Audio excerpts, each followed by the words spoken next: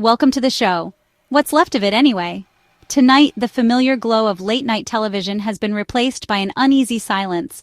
The stage is empty, the laughter is gone, and millions of viewers are left wondering what just happened. This isn't your typical summer hiatus or a ratings slump. Something much bigger is at play. Late-night TV just got a lot quieter, and not for the usual reasons. The cameras have stopped rolling, not because of a celebrity scandal or a writer's strike, but because of a decision that's sending shockwaves through the entire country. Imagine your favorite show vanishing overnight. Not for bad ratings, but because the government didn't like what was said. For decades, late-night hosts have pushed boundaries, poked fun at politicians, and challenged the status quo. But now, the rules have changed, and the consequences are real. The FCC, America's media watchdog, just suspended Jimmy Kimmel after a controversial monologue, igniting a national debate. The move has stunned the entertainment world and left many questioning the limits of government power over what we see and hear. This isn't just about one comedian. It's about who gets to decide what's acceptable speech in America.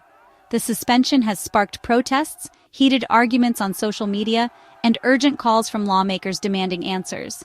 Kimmel's suspension has become a flashpoint for the First Amendment, uniting old rivals and dividing allies. Across the country, people are asking, where is the line between free expression and government control, and who gets to draw it?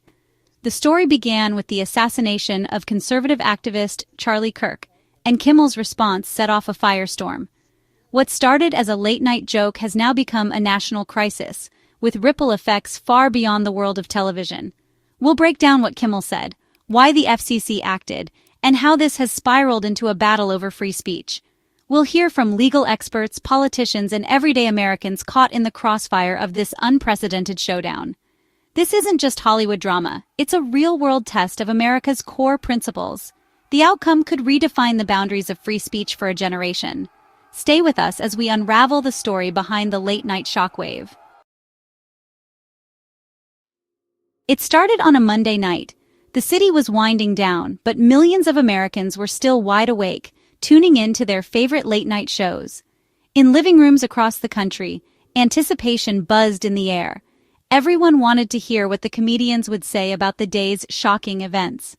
Jimmy Kimmel, as usual, tackled the day's biggest story, the assassination of Charlie Kirk. The news had already sent shockwaves through the nation, and Kimmel's audience was eager to see how he'd address it. With the spotlight on him, he didn't hold back, launching into a monologue that would soon become infamous. As politicians filled the airwaves, arguing over the killer's motives and trading accusations, Kimmel took aim at the political circus. He mocked the endless spin, lampooning the way some Republicans seemed to twist the tragedy for their own gain. His words were sharp, his delivery biting. He accused certain figures of exploiting the moment before the facts were even clear. Then came the joke that would ignite a firestorm.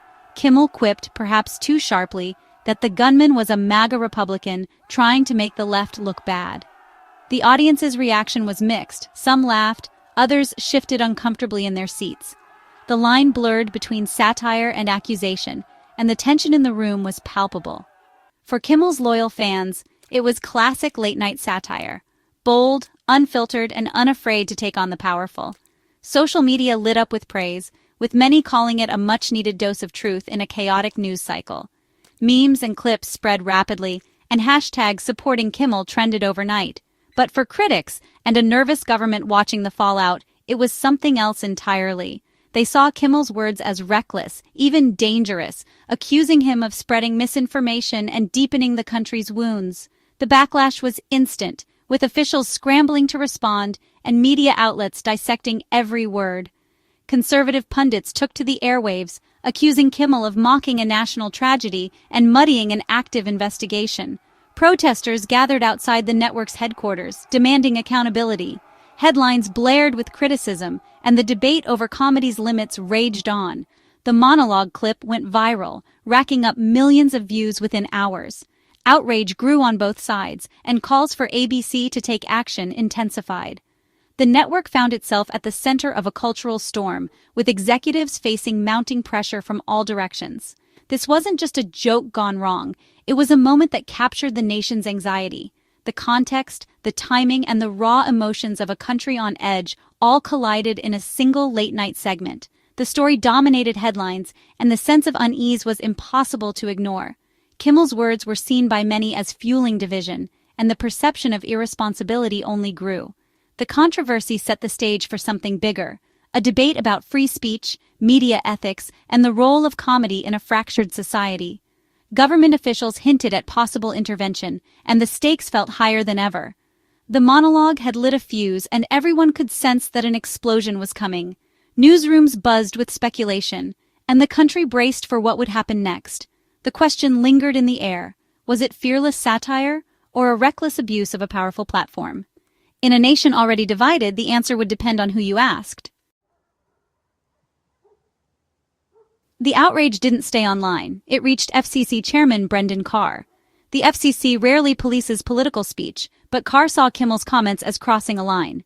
He demanded ABC suspend Kimmel, calling his monologue dangerous disinformation. Carr threatened ABC's broadcast licenses, sending shockwaves through the industry. ABC caved. Jimmy Kimmel Live was suspended within days. Local affiliates dropped the show, and a major late-night voice was silenced. The FCC's message broadcast what we deem acceptable, or risk being taken off the air. This was unprecedented. Never before had the FCC forced a network to suspend a host over political commentary. The debate now, was this responsible regulation or government censorship? Enter an unlikely defender, Senator Ted Cruz. Despite years of feuding with Kimmel, Cruz blasted the FCC's move as dangerous as hell. On his podcast, Cruz compared the FCC's tactics to mob intimidation, warning of a chilling precedent. He argued, "Today it's a liberal host, tomorrow it could be conservatives." Cruz insisted the First Amendment protects even speech we hate, and government punishment is a step too far. He drew a line between private consequences and government censorship. Cruz's message, if the government can silence Kimmel, no one's safe. The power to silence critics, he warned, will be used ruthlessly by whoever's in charge. For Cruz, this isn't about liking Kimmel. It's about defending liberty itself. While Cruz warned of overreach, President Trump cheered the FCC's decision. Trump called FCC Chairman Carr a patriot, framing the suspension as overdue accountability for a biased media. For Trump, this wasn't about free speech. It was about fairness and fighting fake news. He's long argued the media is hostile and dishonest, and saw Kimmel's suspension as a necessary correction. Trump's stance, this isn't censorship, it's justice. His support sent a message, criticize the administration, and there could be consequences. This position split conservatives, with some celebrating and others alarmed. The debate was no longer just legal, it was deeply political. The Kimmel controversy sent shockwaves through Congress, forging unexpected alliances and deepening the already stark divides between the two major parties.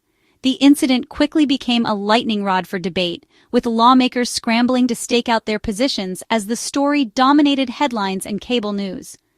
Democrats, led by Senate Majority Leader Chuck Schumer, were quick to condemn the FCC's actions. They called it a blatant abuse of government power, arguing that it represented a dangerous escalation in the ongoing battle over free speech and the role of the media. Schumer and his colleagues demanded immediate investigations, insisting that Congress had a duty to protect the First Amendment from political interference. For Democrats, this was more than just a partisan fight. It was a fundamental crisis for American democracy. If the government could silence a critic as prominent as Kimmel, they argued, then no journalist, comedian, or media outlet was truly safe. The specter of censorship loomed large, fueling protests and urgent calls for legislative action. House Democrats formally demanded an inspector general probe into possible coordination between the White House and the FCC, seeking to uncover whether political motives had influenced regulatory decisions. The move underscored their belief that the integrity of independent institutions was at stake. On the Republican side, the response was far from unified. Trump allies and the party's populist wing cheered the FCC's move, seeing it as a justified response to what they viewed as media bias and liberal overreach. But traditional conservatives, including some high-profile senators, broke ranks and sided with critics like Ted Cruz, warning that the government's actions threatened core constitutional principles. Senators such as Tom Tillis and Jerry Moran publicly voiced their concerns about government overreach, emphasizing that the power to regulate speech should never be wielded as a political weapon. Their statements highlighted a growing rift within the GOP over how to balance partisan interests with foundational American values. The party's populist wing, energized by the culture wars, pushed for aggressive use of state power to fight perceived enemies in the media and entertainment industries. Meanwhile, libertarian-leaning Republicans warned that setting such a precedent could backfire, threatening the freedoms of all Americans regardless of political affiliation. The Kimmel incident forced Republicans to confront a difficult choice. Should they punish a vocal critic of their party or defend the principle of free speech, even when it protects those who oppose them? The debate exposed deep philosophical divides and left the party searching for consensus. The answer to that question could reshape the conservative movement for years to come, influencing not just party strategy, but the very definition of what it means to be a Republican in modern America. Kimmel's suspension sparked protests nationwide, outside ABC studios, federal buildings, and online. Demonstrators, not just fans, saw this as a fight for the First Amendment. Kimmel's late-night peers, Stewart Fallon Colbert, set aside rivalries to defend him, warning of government silencing dissent. The message, an attack on one is an attack on all. The chilling effect spread. Academics and journalists faced consequences for their own comments on the tragedy. The stakes rose from job loss to government-enforced silence. The uproar forced a national conversation about the limits of speech and the cost of dissent. Kimmel's silence became a rallying cry for free expression. At the heart of this controversy, control versus freedom. Supporters of the FCC say big platforms have a duty to be responsible, especially after tragedies. They argue the airwaves are public, and the FCC must ensure broadcasters serve the public interest. For them, this is about accountability, not censorship. Trump's backers see it as reining in a dishonest media. On the other side, Cruz and the ACLU warn that government power to silence speech is a slippery slope. The First Amendment, they argue, protects even offensive speech. Government censorship is the real danger. The best answer to bad speech? More speech, not less. This case is the battleground for these clashing visions of America. So where does this leave us? A silenced host, a divided nation, and a battle over our most basic freedoms. The Kimmel saga is a wake-up call. Free speech isn't just for the speech we like. When Cruz and Democrats defend a rival, it shows free speech is bigger than politics. The tools of censorship, once created, are rarely used by just one side. Democracy's strength is in tolerating dissent, even when it's uncomfortable. The fight over Kimmel's suspension is a fight for the soul of the public square. The right to speak freely must be defended for everyone, or it will wither away.